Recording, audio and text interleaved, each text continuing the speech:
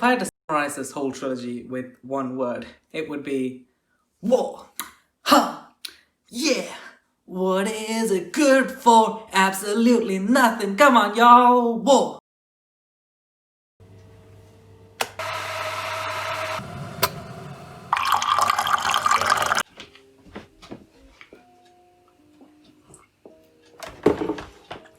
Hello, people.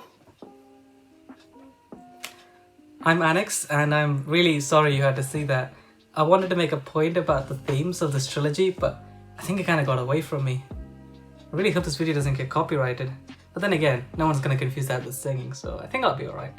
If you are new to this channel, I make one of these a week, so make sure you smash that subscribe button and then smash that bell icon, and while you're there, just smash that like button, and you know what, just smash all the buttons, just go crazy. This will be a full spoiler review for the trilogy, just all the spoilers, so if you haven't read the other books, then go watch me ramble on about book 1 and 2 up there, and then come back to this later. Go on, I'll still be here, waiting. Just for you. Okay, you still here? Let's get started. So Bias is actually valid in bulk, and he was controlling everyone in the Union, and this whole story is basically just another fight in the centuries-old feud between two ancient disciples? That is not where I thought the story was gonna go. Now, I know that people have a lot of strong opinions when creators try to subvert expectations in movies and TV shows. Game of Thrones, that show ended terribly. But The First Law is a great example of doing it right. Now, I'll go into some of the character arcs and how their endings were great and unexpected later, but let's talk about book 2 first. So at the Siege of Dagorska, our hero, Glokta, is trying his hardest to keep out the evil invaders, and I assumed they were going to be saved somehow. Like, at the end, an army was just going to show up and rescue them. But actually, Glokta just sneaks out of the city in the middle of the night, and the Gurkish take control, and they actually turn out to be pretty good guys. And this trope subversion works really well to set up tension later in the story when the Northmen were under siege, and I wasn't sure if the Union would actually show up because the author had already told me. This ain't that kind of movie, bruv. Of course, when you go into spoilers about book 2, you have to talk about that ending.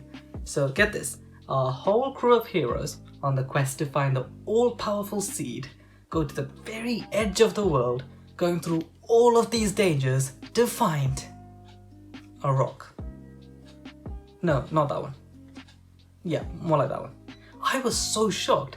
I loved the quest trope, and this was the best way to twist it in the kind of story that Lord Grimdark was telling.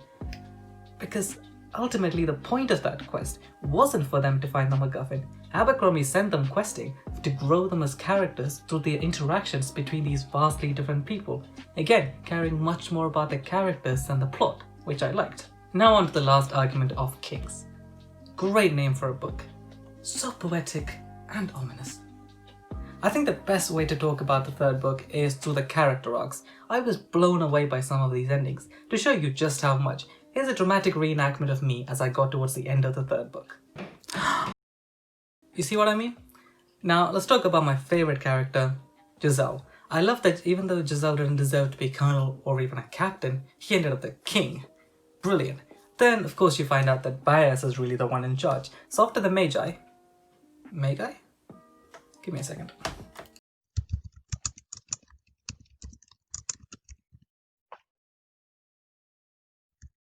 Magi.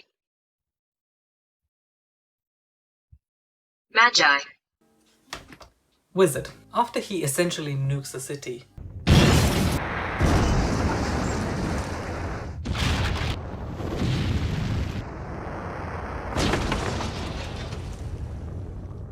and gives everyone radiation poisoning, Bias talks to Jezal about following Glokta's orders for the rest of his life.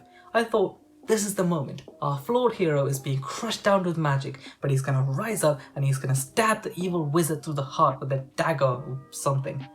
Surely that's how a story ends, right? Our hero ultimately wins the day? But no, Jezal just lays on the floor, screaming in agony and agreeing to follow all the orders and just relieving himself everywhere. That was the ending for Jezal I didn't know I wanted, because ultimately he overcame his selfishness and his inflated feeling of self-worth, but he never stopped quite being a coward. You can't really expect a character to overcome all their flaws and become a perfect person at the end of a story. You have to be realistic. Next we have Glokta. not gonna say much about him, but I loved his weirdly wholesome relationship with Artie and his semi-happy ending, although what he made Terrace do at the end was genuinely dark. And then there's Logan. This ending might annoy some people, but I really liked it. His story is very circular. It starts the book 1 jumping into a river, and he ends book 3 jumping into a river. His character arc may also seem circular, but it's not. He starts out as someone who wants to be a good person and put all this death and killing behind him. Like he says in book 3, he wants to settle down, start farming or something. But through the course of the books, especially in book 3, he realizes that's not possible for someone like him. His talk with Bias at the end is really the culmination of his growth. He decides that even though he can't really be a good person, he can try not to be a worse one. So him jumping into the river to escape the fight instead of killing all of them is very apt. He decides that even though he can't settle down to grow crops or whatever, he can still try to avoid the fight and brutally murdering all of his opponents. Do I want to know what happens to Logan at the end of book 3? Yes. Do I need to know what happens to him? No. Do I have a third question to make this triplet funny? No. I wasn't happy with all the characters though. Even though I liked how Pharaoh's story ended, and I understood why someone with her past would still want revenge, I just wish there was more of her in the story. Like, I liked her character build up in book 2 and wanted more of that in book 3, but for the first half of book 3, she sort of just hangs around in Adour, not doing anything until the Gurkha's show up. That was disappointing. And the other one was Dogman. When I was writing the notes for this video, I actually had to go back and look up where he ended up, because it wasn't as memorable. I just feel like he was left behind as the ambassador, was it? Just so that Logan would be on his own in the end when he went to face Black Dow. But really, in a character sense, why would he agree to stay behind at the Union? It just felt like his character didn't wrap up as nicely as some of the others. There's much more I could say about this whole series, so if you want another spoiler video, then comment below. I just didn't want to make this one half an hour long. I'll definitely be reading and reviewing the other books in the series, but next week will be something talented, brilliant, incredible, amazing, show-stopping, spectacular, never the same, totally unique, completely not ever been done before, unafraid to reference or not reference. Different. So make sure you subscribe to catch that, and in the meantime, like and share this video, smash all the buttons, and we'll talk again next week. See ya.